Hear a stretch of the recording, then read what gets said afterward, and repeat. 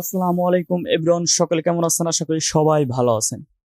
আমরা যদি আমাদের হাতে থাকা স্মার্টফোনটির মাধ্যমে বাংলাদেশের ক্রিকেট লাইভ খেলা দেখতে যাই, সেই ক্ষেত্রে কিন্তু আমাদেরকে ট্রফি অ্যাপ ইনস্টল করে সেখানে পেমেন্ট করে আমাদেরকে দেখতে হয়।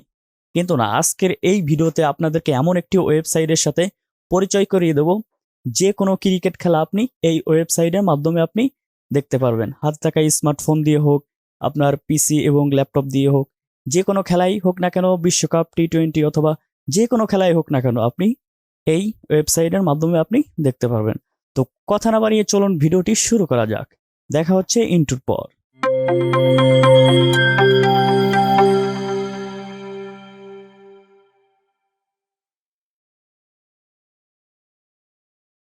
আমাদেরকে সর্বপ্রথম গুগল প্লে স্টোর থেকে যে কোনো একটি ব্রাউজার ওপেন করে নিতে হবে। ডাউনলোড করে ওইখান থেকে ইনস্টল করে নেবেন। তারপর এখানে গুগল ক্রোম অথবা অপেরা মিনি যে কোনো ব্রাউজারে ঢুকে আপনি সার্চ করে দেখতে পারেন, অথবা আমি এখান থেকে গুগল থেকে দেখাবো।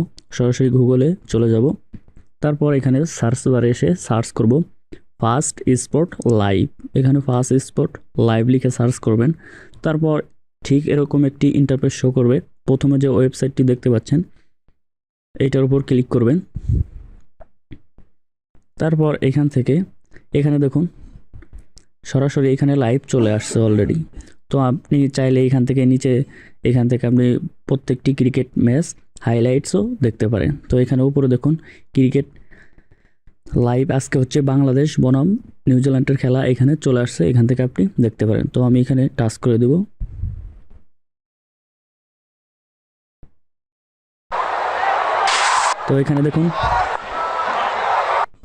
তো এখানে দেখুন লাইভ খেলা অলরেডি চলে আসছে। আপনি যে কোনো ক্রিকেট খেলা এখানে লাইভ আপনি দেখতে পারেন, অথবা আপনার ল্যাপটপ অথবা পিসিতেও এই একইভাবে সার্চ করে আপনি এই ওয়েবসাইটের মাধ্যমে আপনি দেখতে পারেন। চাইলে আপনি ফেসবুকে এইখান থেকে লাইভও দিতে পারেন। তো এইখান থেকে আপনি এটা বড় করে এইভাবে করে আপনি দেখতে পারেন।